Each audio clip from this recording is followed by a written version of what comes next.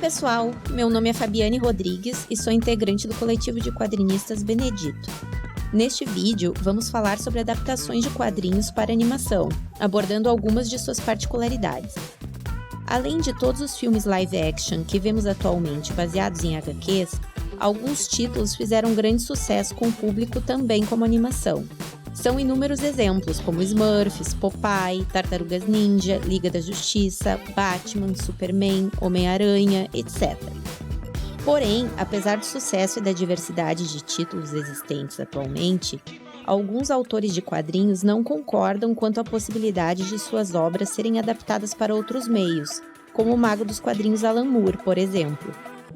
Pelo fato de cada mídia ter a sua própria linguagem, existe uma necessidade de redefinir formatos, acrescentar ou remover informações e efetivamente adaptar a ideia original para outra plataforma.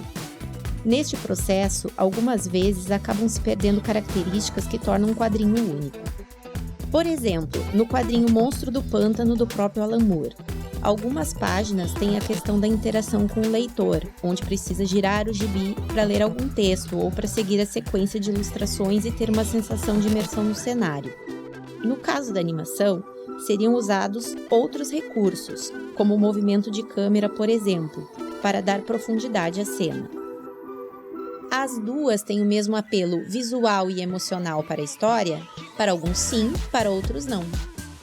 Outra questão onde existe bastante discussão é a técnica de animação a ser utilizada para adaptação. Cada quadrinho tem um estilo de ilustração diferente e, de acordo com o tipo de traço, é definido o tempo de produção e quantidade de animadores envolvidos no processo. No mercado dos animes, por exemplo, existe uma grande produção de animações adaptadas de mangás, e por isso existe uma necessidade de que sejam cada vez mais rápidas de serem produzidas. Devido a esta demanda cada vez maior, há alguns anos os estúdios de animação que quase sempre optavam pela animação 2D estão incluindo também a animação 3D.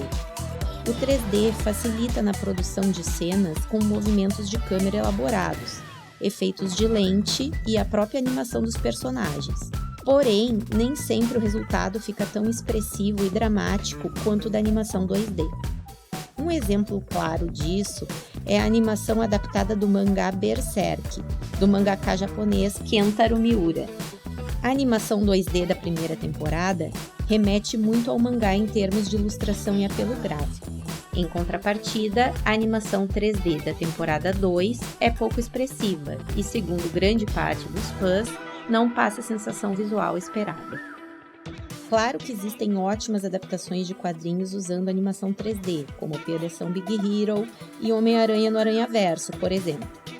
O que também fica claro em relação a estas produções mais elaboradas e com a qualidade incontestável é a questão dos orçamentos milionários e do envolvimento de gigantes como a Disney e a Sony. Lógico que estúdios menores fazem trabalhos incríveis, porém a questão do prazo de produção fica prejudicada com equipes menores.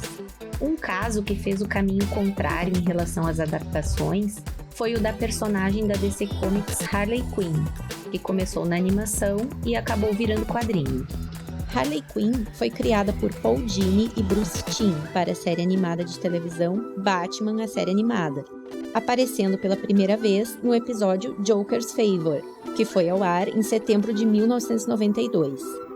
Devido ao sucesso da personagem, ela foi incluída em diversos outros episódios de Batman, a série animada, o que culminou com a sua transição para os quadrinhos em setembro de 93 e sua inclusão no universo DC em 1999, com o quadrinho Batman Harley Quinn.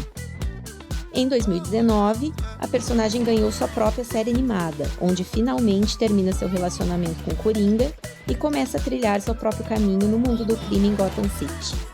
Bem, por enquanto é só, pessoal. Sigam acompanhando o conteúdo do coletivo Benedito na quarta-feira de quadrinhos da casa e divirtam-se!